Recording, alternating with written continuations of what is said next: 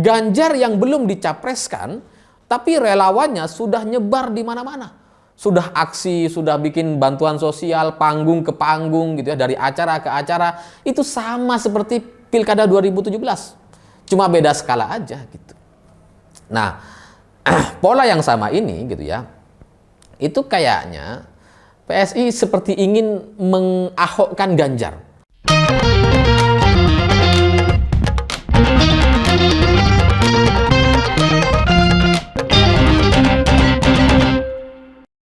Selamat malam semuanya. Hari ini ada satu berita yang sangat menarik perhatian saya karena berita ini mengkonfirmasi dan membenarkan pendapat saya pribadi gitu. Karena ketika ada banyak kader-kader potensial dari PSI rame-rame mengundurkan diri, waktu itu saya berpikir bahwa mereka memang harus mundur gitu. Memang harus pindah partai. Karena kalau mereka tetap bertahan di PSI, mereka nggak akan punya masa depan. Mereka nggak akan punya karir politik yang mapan gitu. Dan mereka nggak akan bisa berkembang dengan PSI.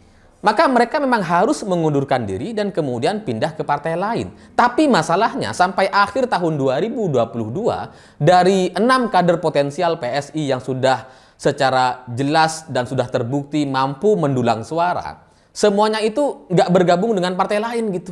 Jadi mereka cuma mundur, terus kemudian diem gitu. Nah ini kan saya jadi nggak punya pembenaran gitu. Ini kok mereka nggak bergabung dengan partai lain gitu ya. Harusnya mereka cepat-cepat gabung dong. Ini kan jelang tahun 2024 gitu ya. Nah tapi hari ini itu muncul satu berita di mana Rian Ernest, mantan kader PSI, menyatakan diri resmi bergabung dengan Partai Golkar. Dan ini sekali lagi membenarkan pendapat saya pribadi gitu. Karena Rian Ernest ini memang adalah kader atau politisi yang sudah mapan, sudah cukup berkembang. Sementara di PSI, partainya sendiri itu nggak berkembang gitu. Dan Rian Ernest dalam bayangan saya, dia sudah menjadi politisi yang sudah lebih besar dibandingkan partainya. Dan ini nggak bisa terjadi. Nggak bisa dibiarkan gitu ya. Kalau ada kader yang lebih besar dibandingkan partainya, maka kalau dia bertahan, dia nggak akan jadi apa-apa. Maka ketika hari ini dia bergabung dengan Partai Golkar, ya itu sudah benar gitu. Karena pada akhirnya sekali lagi, kader itu tidak bisa lebih besar dibandingkan partainya. Bahkan Pak Jokowi sendiri sebagai kader PDI Perjuangan tidak bisa lebih besar dibandingkan PDI Perjuangannya gitu. Karena sejarahnya, karena proses perjuangannya itu sudah puluhan tahun di PDI Perjuangan gitu. Sehingga kalau kita ngelihat dari data dari 2 pemilu terakhir, kita bisa lihat tuh efek dari Presiden Jokowi itu tidak terlalu signifikan. Memang ada dampaknya, ada efeknya, tapi tidak besar gitu. Suara PDI Perjuangan itu ya sekitar 18-19%. Dan itu hampir sama dengan suara PDI Perjuangan ketika tahun 2004 lalu. Ketika masih belum ada Pak Jokowi gitu. Ya sekitar 18-19%. Nah memang suara PDI Perjuangan itu sempat turun di tahun 2004 menjadi sekitar 14 atau 15%. Tapi itu adalah pemilu yang menjadi pemilu pengecualian gitu. Itu nggak boleh diikut-ikutkan. Karena di tahun 2009 itu penuh kecurangan. Semua partai suaranya turun kecuali Demokrat. Naik sendiri dia. Makanya Demokrat sampai mendapatkan suara 21%. Nggak tahu tuh efek dari mana, nggak ngerti. Yaitu pemilu yang pengecualian lah. Tapi kalau kita bandingkan dengan tahun 2004, ya suara PDI Perjuangan itu ya relatif stabil. Kenapa relatif stabil? Karena memang jaringan PDI Perjuangan dan apa yang sudah dilakukan oleh Ibu Mega itu memang sudah kerasa sekarang gitu. Ibu Mega sudah membangun jaringan di banyak daerah sejak puluhan tahun yang lalu, dan sekarang ini tinggal menikmati hasilnya. Karena hitung-hitungan pemilu, hitung-hitungan pemenang pemilu, partai pemenang pemilu itu sebenarnya mudah saja. Itu bisa dilihat dari seberapa banyak kader dan seberapa menyebar kadernya gitu.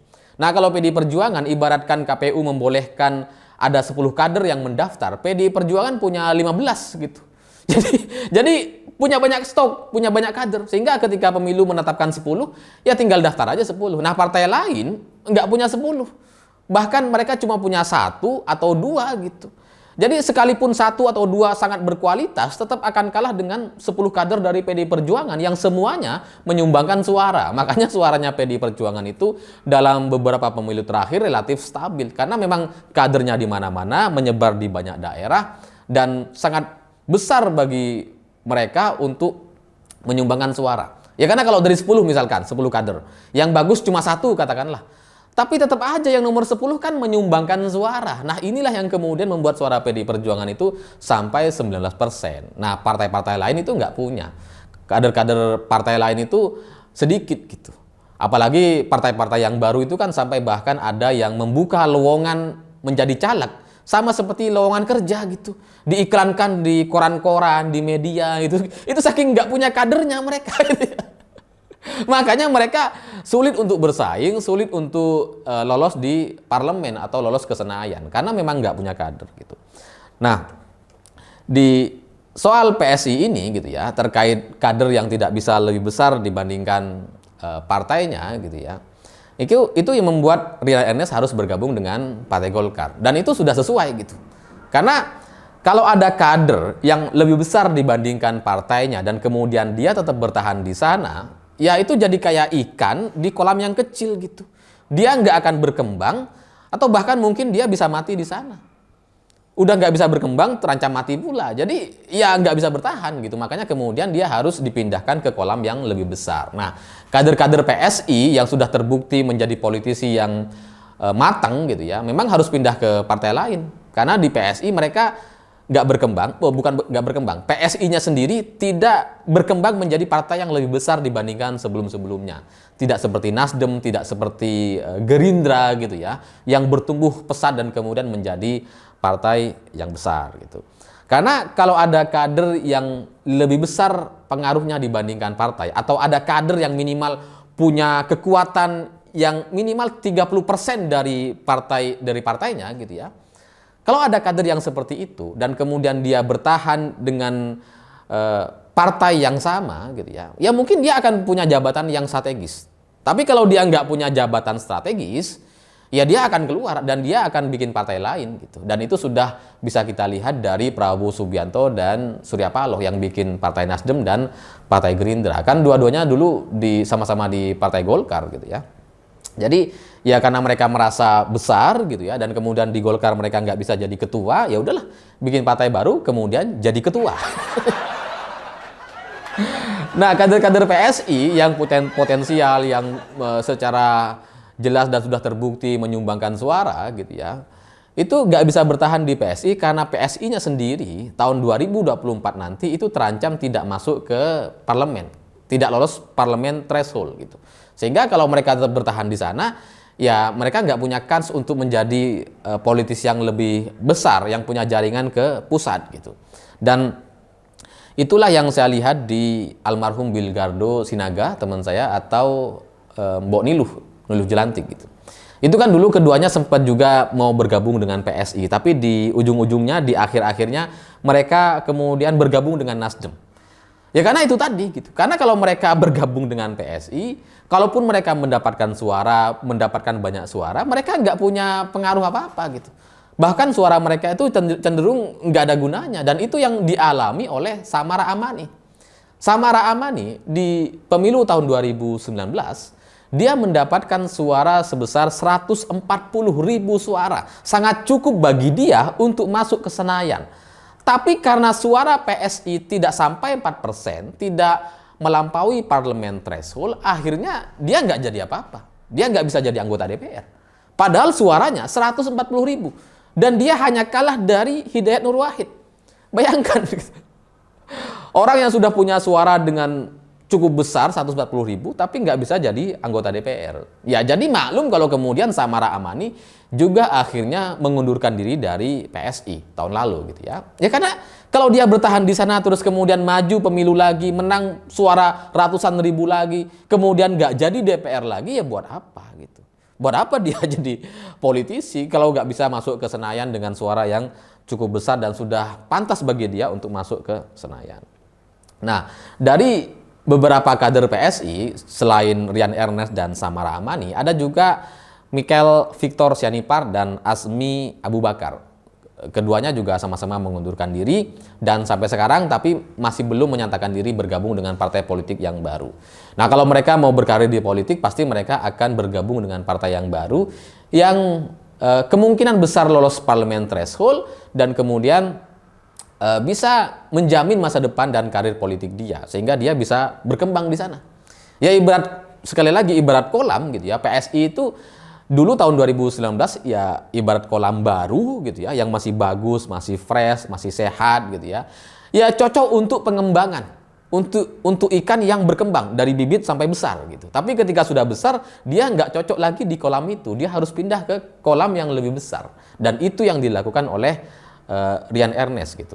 Meskipun di sisi lain ada dua kader PSI yang mundur karena mendukung Anies Baswedan. Ini juga entah gimana ceritanya kok bisa dukung Anies, saya nggak ngerti. Tapi ya itu terjadi. Dan mereka juga sama-sama mengundurkan diri, ya ini Surya Chandra dan Suni Tanuwijaya. Mereka mundur karena mendukung Anies.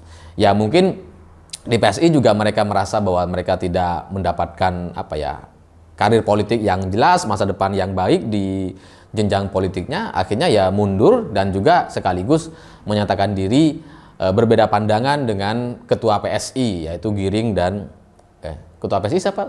Giring ya.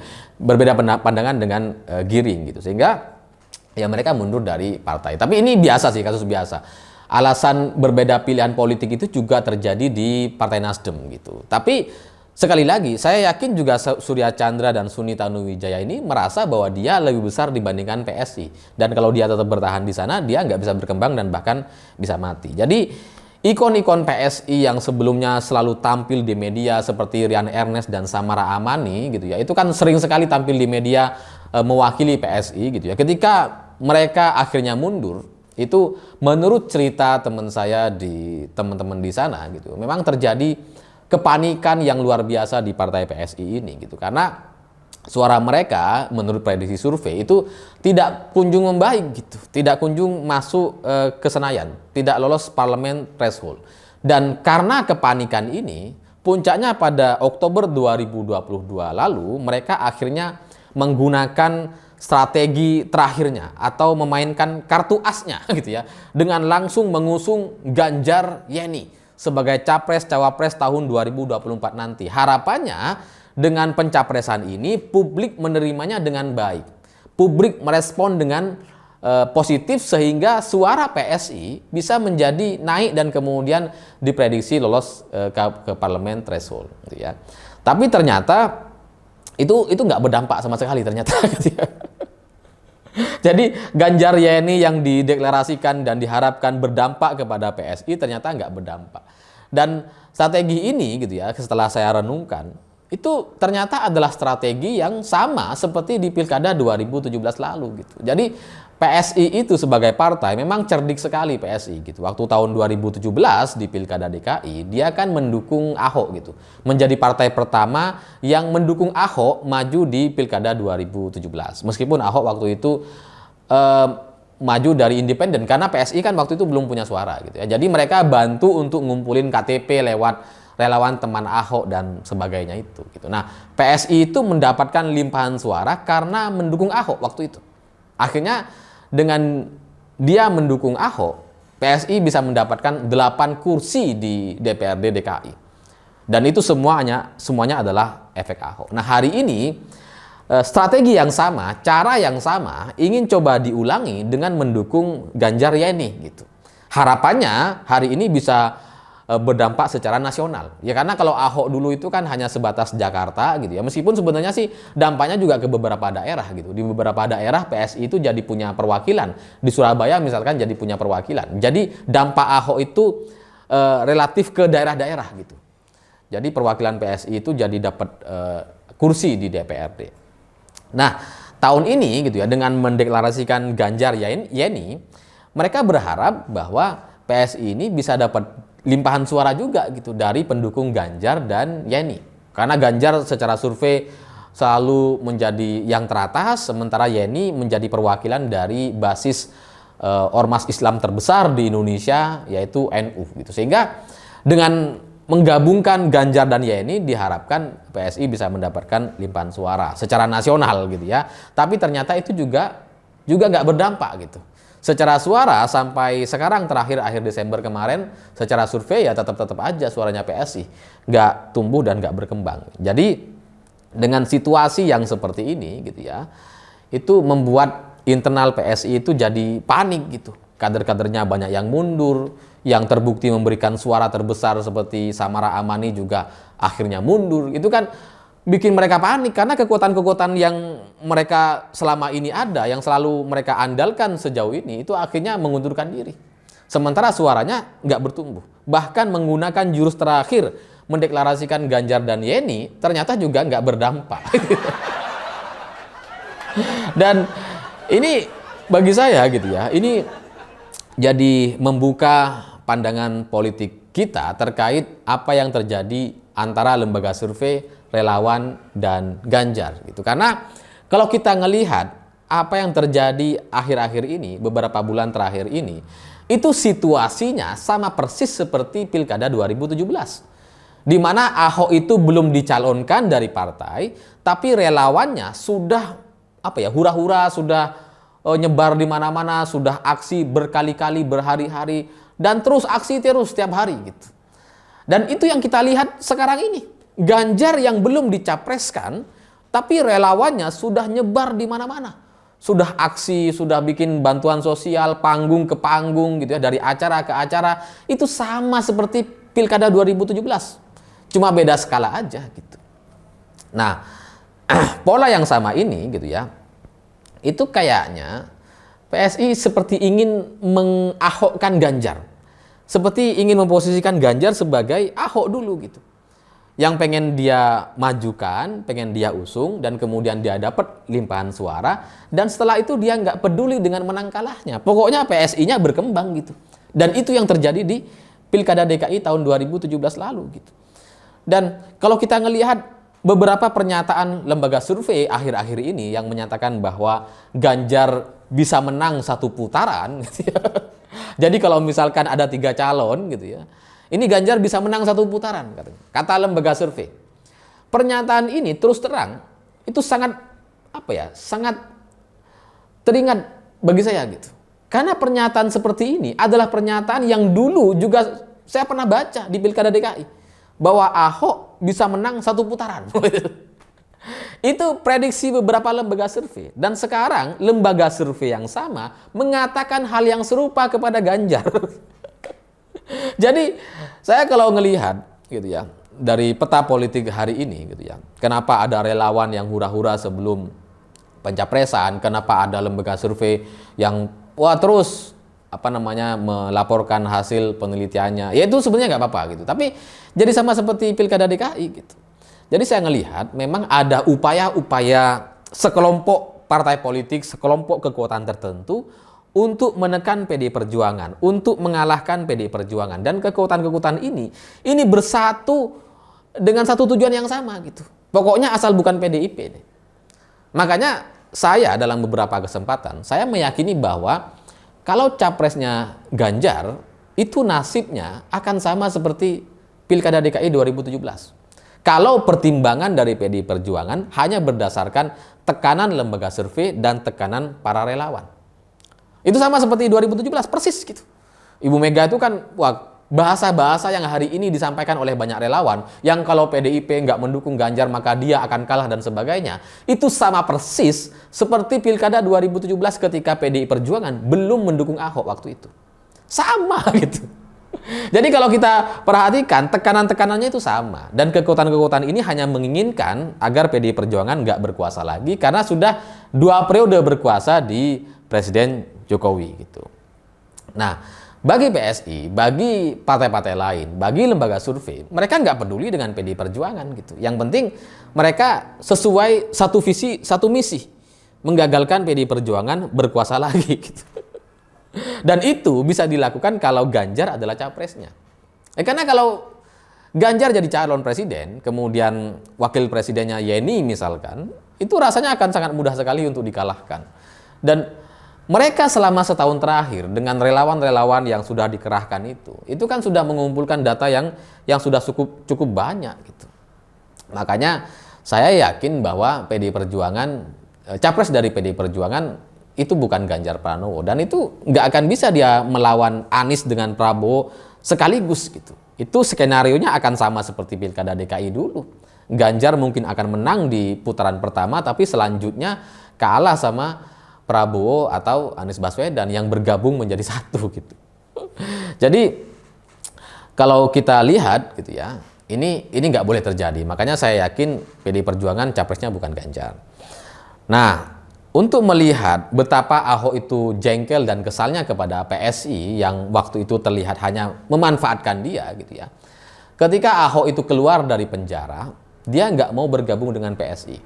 Dan ketika dia diajak bergabung dengan PSI, Ahok bilang, saya sudah masuk penjara kok masih mau kalian manfaatkan. Itu kan artinya ada masalah betul di Pilkada DKI 2017 lalu gitu. Yang Ahok juga merasa bahwa dia cuma dimanfaatkan gitu. Jadi dengan situasi yang seperti sekarang ini, ketika PSI sudah merasakan kepanikan, kemudian Yeni juga setelah dideklarasikan ternyata nggak berdampak suaranya sampai Desember, nggak ada kelanjutan dan ceritanya, karena dideklarasikan kan Oktober, Desember nggak ada cerita gitu ya, nggak ada efek apa-apa. Akhirnya yang terakhir yang kita baca, Yeni bersama-sama dengan Anies menjadi pembicara di Singapura, dan sebenarnya apa yang disampaikan oleh Yeni itu hampir sama seperti yang disampaikan oleh Anies. Cuma kita malas aja untuk ngebahas Yeni gitu. karena dia anak Gus Dur dan Gus Dur adalah orang yang sangat kita hormati. Ya udahlah, kita nggak mau bahas aja gitu.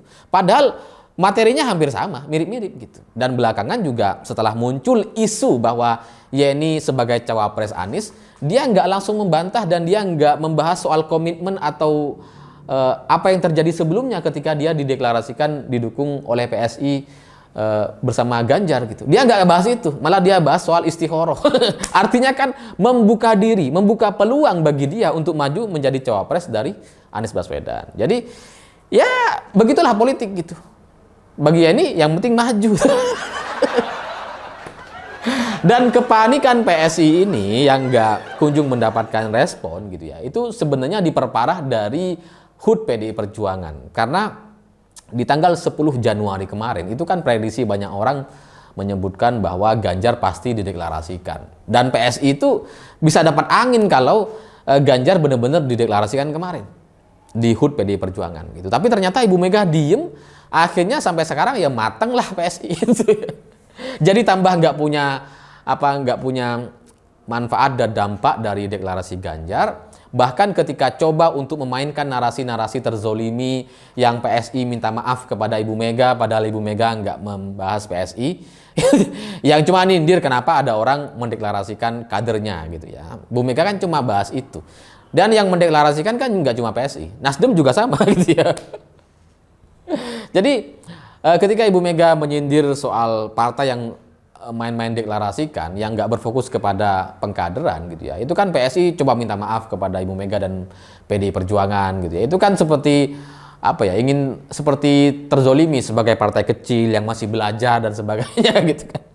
Tapi itu sekali lagi juga nggak berdampak apa-apa kepada PSI gitu.